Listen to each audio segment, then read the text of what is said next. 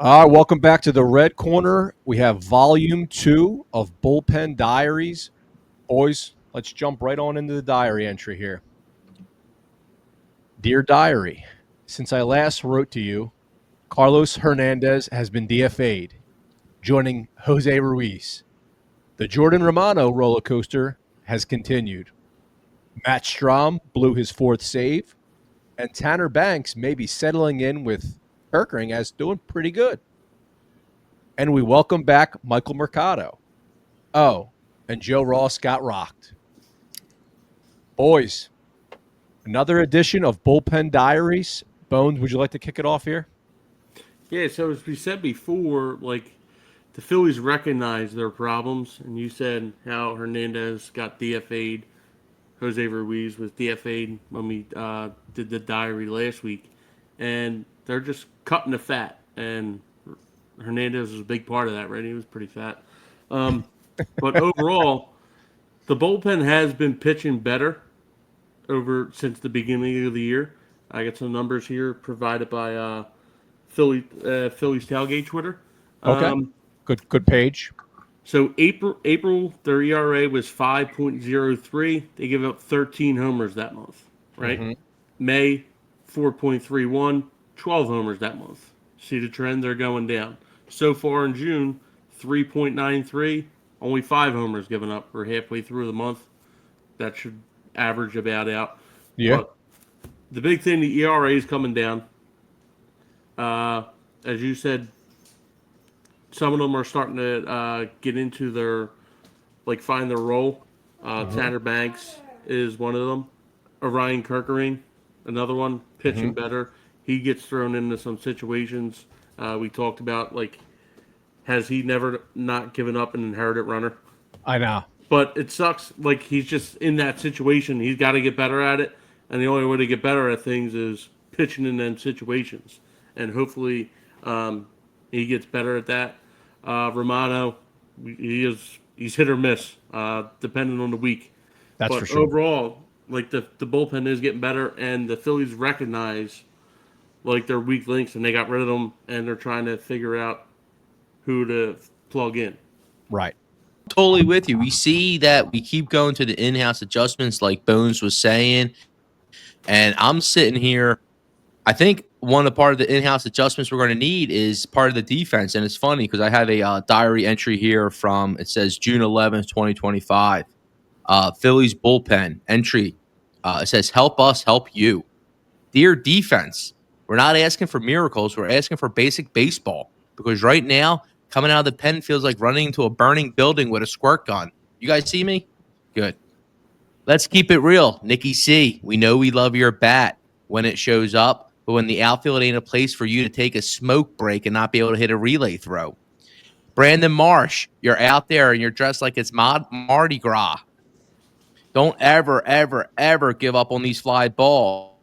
And again, Rojas, we see that your head is out in the clouds. So I think a part of the point I'm making is with these adjustments is that we're going to need the defense behind these bullpen pieces, right? It doesn't matter who it is, but we can't be letting up extra runners. Anytime that happens, these guys who are already shaky enough are going to be even worse off.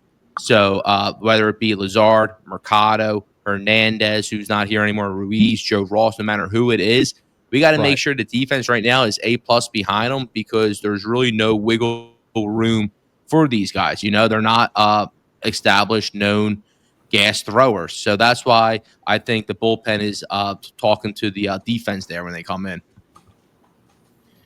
Yeah, I mean, great points there, guys. And the biggest thing for me is, and obviously it's still relatively early in the year, and we're going to have more, bullpen diaries in the future. But I can't help but think to myself, I don't know if I'll ever be able to trust a Romano. But are you guys in agreement there? Like, is there any way where, based upon everything that we've seen so far, do you think that you'll ever be able to trust Romano in a high leverage playoff situation? Absolutely not. And Yeah. they need to go out by the deadline and get somebody. And it might have to be before the deadline Right. because there's going to be other teams out there looking for a closer. And one of the Right. teams you look at are the Baltimore Orioles. Like like pretty much out of it. Yeah, And they got a great closer, Felix Batista. He's coming back this year. He was injured last year.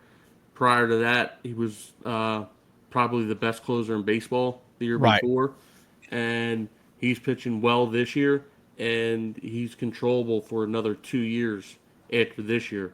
So that's somebody they can get. If they get him here, he'll be here for a while. Good call out there. Slim, I'm sorry. What were you going to say? So I'm a little bit one going back to Romano. Do I trust him fully? No. Is there situations where I can trust him? Yeah, we've seen him get hot and dudes not even get on base for games at a time. Uh, Again, a lot of that relies on his defense, and I'm talking about the pickoffs. I'm talking about holding men on here, right? Because that's part of his game. That's when I don't trust him once that first guy gets on. But for real, I trust his slider. He has a filthy slider. And I trust him as long as there's no one on. Now that goes back and forth, and that can literally change. My confidence can change with the pitch of the pitch count, right? With Romano. But with that being said, relatively speaking to the guys we have, I absolutely trust Romano a lot more than these other pieces. And comparing him to a guy like Felix Batista, I think we got to be careful. I haven't done all my homework on Batista. I'm unsure if I would have said he was the best closer in baseball a year or 2 years ago. I think I do love that he has the 2 years control, like Bones mentioned, but he does have a sub 2 ERA, and we could have him under control for 2 years. Now, what does that look like as a package? Because frankly, every time I watch the Phillies bullpen, the back Alvarado's name is sitting in the back of our heads, right? 100%. Yeah, I mean, I tweeted the other day the more and more that our bullpen pitches, the more costly the package is getting for us at the trade deadline, right? Just because the teams are going to know we're more desperate. It's just it's just leverage. Guys, I hate to do the cheap like cross year comparisons, but I really do think you gotta think about the Craig Kimbrell low hanging fruit example.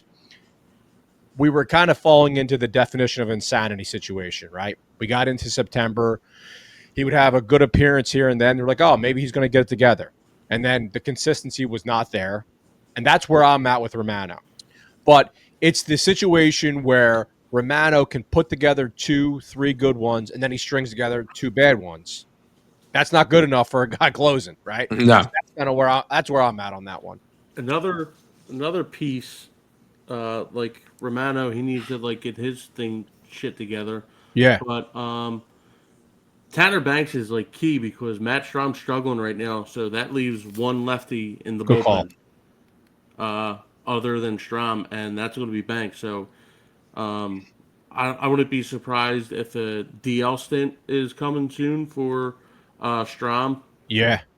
and they got to get somebody like they're going to have to get another lefty in there at the deadline too, like a closer and a lefty. That's probably the two things that we'll need to see.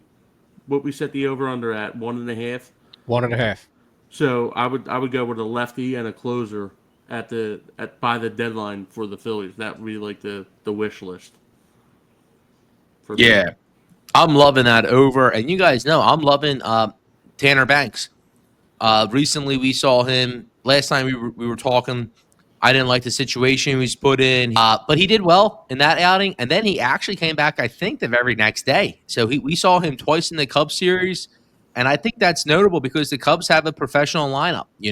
They got hitters up and down that order. It doesn't matter if you're seeing 1, 2, 3, 3, 4, 5, 6, or 7, 8, 9. All those guys are pretty good. So to him to get that exposure there, I think was great, and he didn't let up a run that Cubs series at all.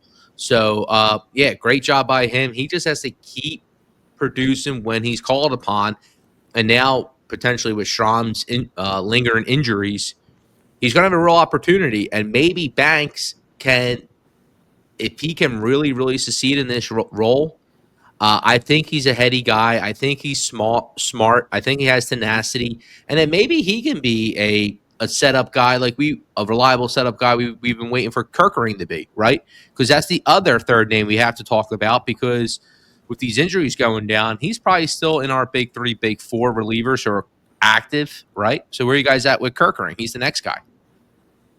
Yeah, I mean, we've hit on this a lot. I think Kerkering's probably one or two as One far or two as at this point. the trust tree, right? I mean, who else would you have ahead of him? Not Romano. I think 1 and 2, as crazy as it sounds right now, are probably Kerkering and Banks, right? Kerkering's better with an injured Strahm and a Romano who's hot and cold. I think Kerkering's better than Romano, but I do get nervous with Kerkering out there. I think I'm more absolutely. He like, walks by. Yeah, it gets like because I want him to be more than what he is at this point. I want to be more confident to where when you put him in, it's automatic, and he's not totally there yet. So yeah, for some reasons, I get a lot of butterflies with Kerkering to where I don't think it's funny. Corky Romano, if he blows it, at least I got some comic relief there, so it's a little better. What I was going to say is we find ourselves in that conundrum, right? Like whenever you're a buyer at the deadline, right, and you're looking for bullpen help, the ongoing conundrum with that is the teams that are sellers are usually not as good, right? And what's the thing that's usually not great on a bad team? Bullpen. I'll let you finish that one. Bullpen. So it's very difficult to find that counterpart in a trade. So I'm nervous about that. Yo, for sure. My big thing is even if it's an established person who's on a struggling team and organization now, or if we get someone who's on a semi-competitor, if they're not just taking a bus in the Northeast from New York to here or Baltimore to here, these other teams, it's going to be hard. We're playing in Northeast. It's going to be humid. They're going to have to get adjusted. Look at us. We got a full round-the-clock red corner. How many fan bases have this? Not many. So it's going to be a whole adjustment for any pitcher who comes in here. That's why I get real nervous for trading for relievers. I would like to see a bigger package. Somehow we do something with center field and our outfield and have a couple random relievers thrown in some of these packages. Batista seems cool. Are there any other names, though? I don't know. And I'm afraid I don't want to give up any prospects for these players. I don't want to give up anybody. Bones, that's exactly what I was going to ask you. Go ahead. The other one I was thinking about, you go down to Washington, and he was a guy that came up last year, Kyle Finnegan. Like, he re-signed, I think it was with the Nationals this year. I think he only signed like a 1-year deal. So it'll be like a rental type. So he'd be cheap on the cheaper end. He's a little old. He's not old, like older, but 33. He's kind of older. Hey, we need him for half a year, right? But he's pretty good. Like, even though they're on a bad team, he seems to get the job done. It's not like he just blew a save the other day. But for the most part, it's not like he's like part of their struggles. Like if you go to Pittsburgh and you look at Derek Bednar or whatever the hell his name is, that dude like blew like 5 saves in the first week of the season. Went down to AAA. Like he is not someone you look at. Like Finnegan, like when he's called upon, he gets the job done. Right. I love I love that name. It's a great one. We'll keep an eye on that. As we get closer to the trade deadline, we'll get more specific in the scenarios. I just wanted to throw that out there because finding that partner is going to be difficult. And honestly, like, I really do think this is a serious issue. Like, because the really good teams like the Mets, right, they have a top 2 bullpen right now in the MLB. So there's no surprise why they're doing so well. So we find ourselves in a situation that we weren't in previously, right? This is what I want to do to close each Bullpen Diaries moving forward. And I want us to do our top 3. We already alluded to this earlier, but I want us to do a cemented one. At this point in time, the trust tree. Give me the top 3. Bones, you go. 1, Kerkering. 2, Corky Romano. And 3, Tanner Banks. Okay. This is so interesting how much this has changed this year. Slim, where are you at? So he's not on the IR yet, right? So I have to still include Strahm. I'll go Kerkering, and I'll go Tanner Banks. I'll go Tanner Banks over Romano. Romano being 4. All right. So, I mean, Strahm has struggled right now, so I can't have him. So I'm going to go 1, Kerkering. 2, I'm going to go Slim's boy Banks because I like what I'm seeing lately out of him. 3, Corky Romano. So that's my third there.